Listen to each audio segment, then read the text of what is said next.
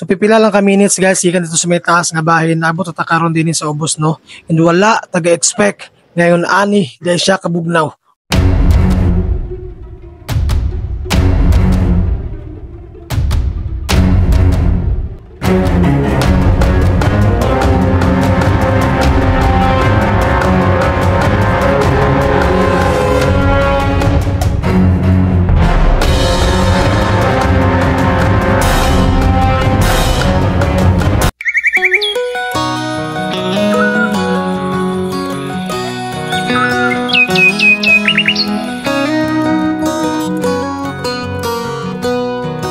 So what's up guys, welcome back to our vlog. So salamat karon guys no, kay medyo nindot ra ang panahon, cloudy siya pero wala gaulan. By the way, padulong dita karon no sa usa sa mga atraksyon dinha sa lungsod sa Tudela, gitawag ni nila og Blue Lagoon nga nahimutang dinha sa may sitio Tunggo, Barangay Namot. And based sa to na pangutanan guys, bugnaw og tin-aw daw kaayo ang tubig dinhi sa mga lugar no. Plus gilibutan pa kini og mga kahoy nga mo'y nakahatag og dugang kanindot sa iyang ambience. Ug mo kana hinungdan nganong kining lugar ginabalik-balikan o ginadayo dili lang sa mga taga Tudela, but apil na ang mga kasilinganan nga lungsod dinhi sa probensya sa Misamis Occidental. So karon guys, kuyugi ko ninyo para atong ma-witness kung unsa kanindot kining lugar. So tara, let's go.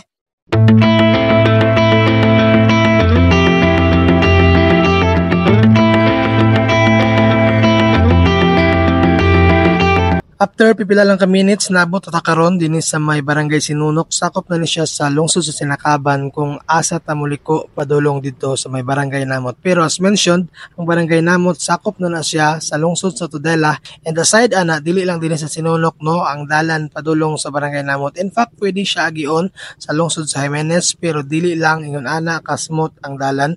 Pwede pud siya agion sa sentrong area sa lungsod sa Sinakaban pero medyo rough road lang pud siya dito. And then pwede pud siya gion din na sa may Barangay Tigdo. Sakop na siya sa lungsod sa Tudela kung asa mas dali ang atong travel time dito kay fully simentado ang dalan diha. And then kini atong giagian karon guys, gamay na lang gid nga parte niini ang dili pa simentado. So gikan dinhi sa Barangay Sinunok kanto dito sa may Barangay Namot, mostly simentado na ang dalan diri.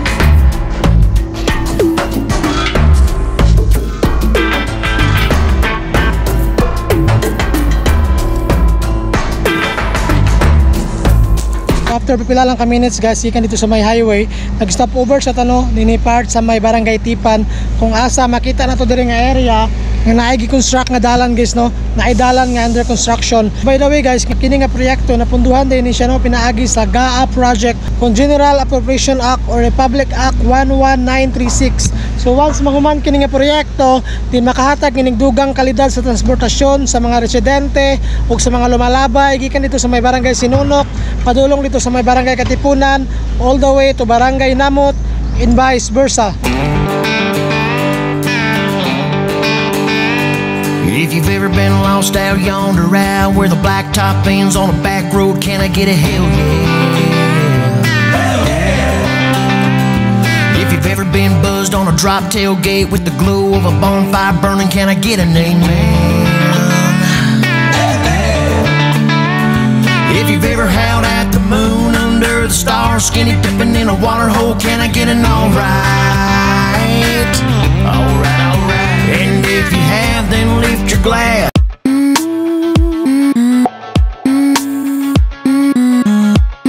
So yun guys, after mga 20 minutes of travel, gikan dito sa may Barangay Sinunok, naabot at karon no.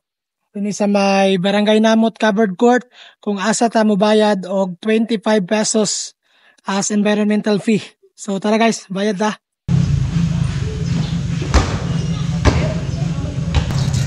$25 man no?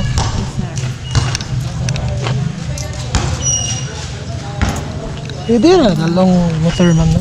Ha? Pwede na dalon? Oh. Dalon.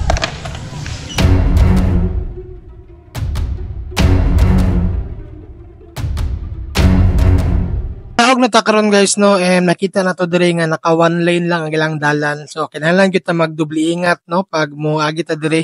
Kaya aside nga gamay ang ilang dalan, medyo dangog pud siya. And by the way, based sa itong napangutan-an, ang pinakadaghan daw og tawo nga mobisita diri guys is that weekends. Pero karon di man ta weekends, so most probably dili ingon ana kadaghan ang tawo dito sa Ubos. So siguro limited lang siya. Lights on, drunk crowd.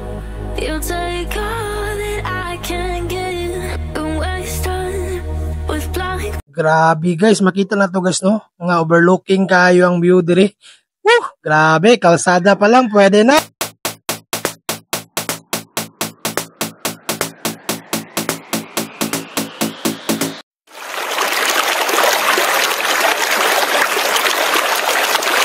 After mga more or less 10 minutes guys, gikan dito sa may taas nga area, dito sa may covered court kung asa ta nagbayad ganina.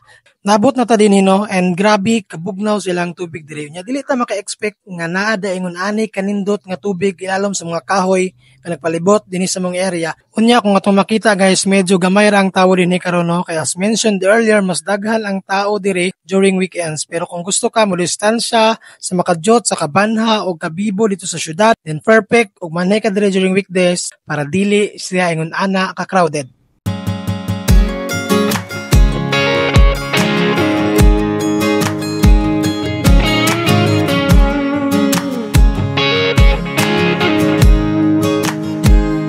Look at all the stars out, no doubt I'm loving this time of year. Someone's got a guitar out, whoa now, this is getting kinda weird. By the way, shout out dayan nila tanan no. So mo ni sila nga tong encounter pag kanina to diri. So shout out sa inyong tanan guys and salamat kayo sa suporta. So in addition, usa sa nakahatag og dugang porma dinhing dapita is that ang hanging bridge nga nakapwesto sa kilid nga bahay niini kung asa tanaw kayo nato ang crystal clear ug ang blue nga tubig.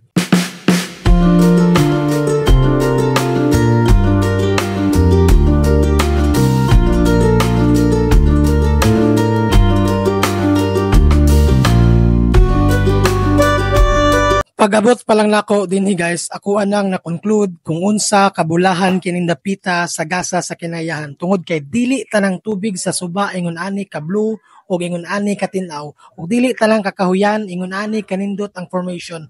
Mao nang mapasalamaton ta kay gitagaan tag tsansa nga ma-witness ang ingon ani nga klase sa kinayahan. Maong salamat kayo sa inyong pagkuyog kanako karong adlaw hangtod sa sunod higayon. Always remember, ampingan nato ang kinaiyahan para ang kinaiyahan usab magamping sa atwa. Once again, thank you and to God be the glory.